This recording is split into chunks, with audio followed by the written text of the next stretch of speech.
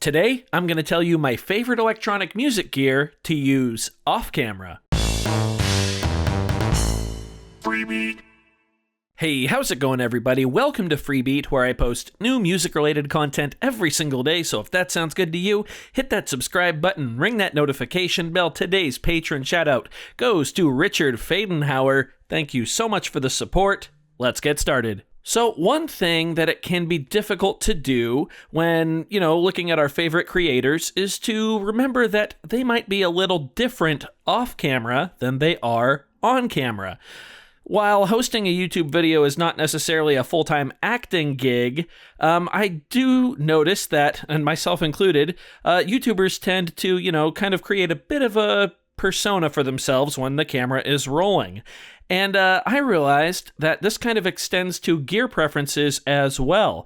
And, even here at Freebeat, while I try to keep things pretty fresh, and one of my goals is to try not to use the same piece of gear twice in a row, in back-to-back videos to keep things, exciting and rotating and fresh, like I said, I'm very, very different with my gear preferences off camera. So today I thought it would be fun to share my favorite electronic music gear to use when the camera is not rolling, when I'm jamming just for me, or songwriting just for me, for the sake of writing music. So let's get into it. Now, really quick, I do have an honorable mention here, and that goes to the Arturia KeyStep 37. I didn't really want to include a MIDI controller on the list, but I realized that I just used this thing way too much not to include it on the list. 37 keys, velocity sensitive, aftertouch, 4 MIDI CC knobs with 4 different banks, a chord mode, a strum mode, which is really fun. I use that a lot. Great sequencer, great arpeggiator. Whenever I need a keyboard, this is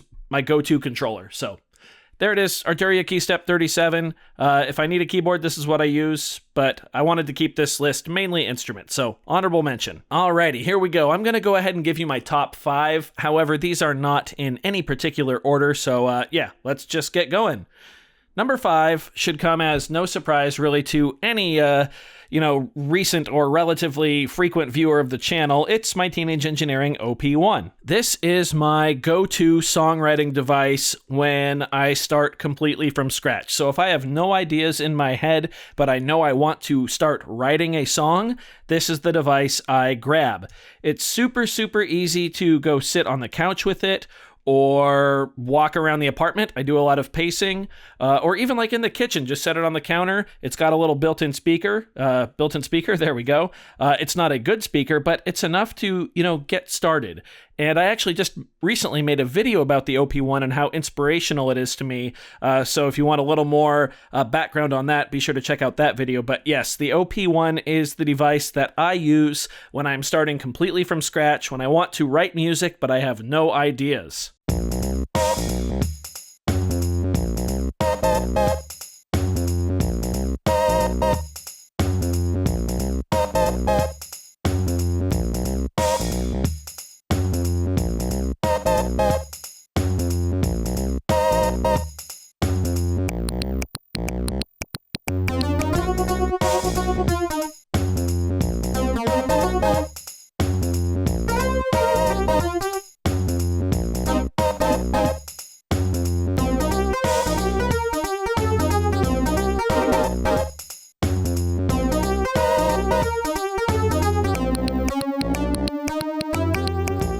So like I said, I use the OP1 when I want to start writing music, but I have absolutely no ideas.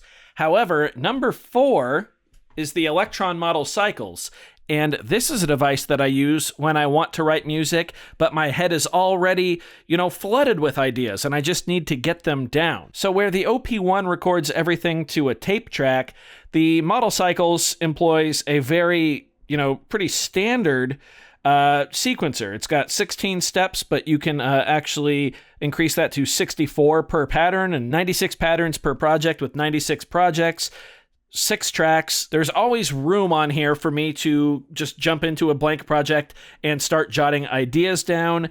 And the ease of use with the sequencer just makes it very, very fluid for me to get stuff down quick. One thing you might not know about me is the Model Cycles is almost always plugged in on my desk when I'm not filming. It just literally lives like right there, just off camera. And I just have to pull it down, hold the volume button down to turn it on, and I'm ready to go.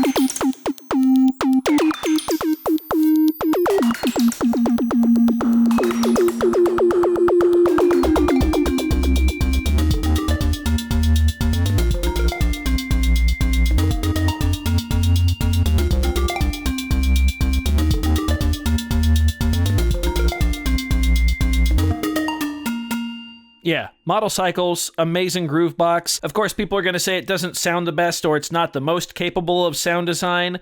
Say what you will about that. I think it is quite capable, but I like that everything about it is just right on the surface, really. There's not a ton of menu diving other than a very, very shallow LFO menu, but it kind of puts all the emphasis for me on the rhythms and the rhythmic side of things, which as a drummer, I'm all about it. So yeah, number 4, Model Cycles. Number 3 on my list is kind of my ADHD pick. It's the PO24 Office, my favorite pocket operator. This pocket operator really lives all over the apartment because of how often I will just pick it up and walk around with it, not even plugged into anything, just jamming out rhythms and having fun with it. It's my favorite pocket operator to mess around on, and probably my favorite, I'll call it a drum machine. Yeah, drum machine to play with and come up with new rhythmic ideas. Even though you're really stuck to a 16-step grid on the sequencer with the PO24, a lot of these sounds, such as sound number 6 here, you can hear it's got that click at the end. And I can actually control the speed of that with knob A. So you can get some quite off-grid sounding patterns depending on how you play with some of these sounds. And this one too. Hear that little click at the end?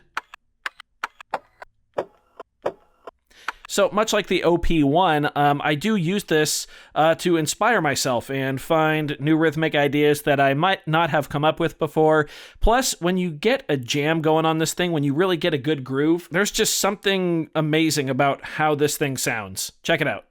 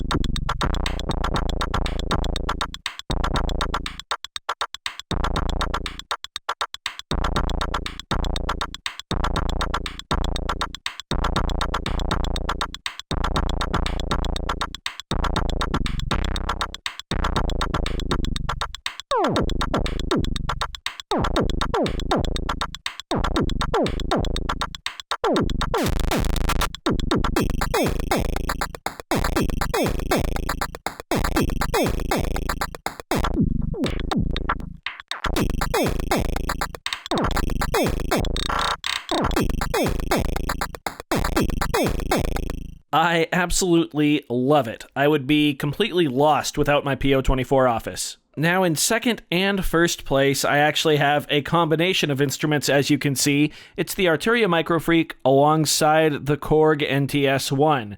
And this is a setup that I've been using off camera, I think every day, really, for the past month or so.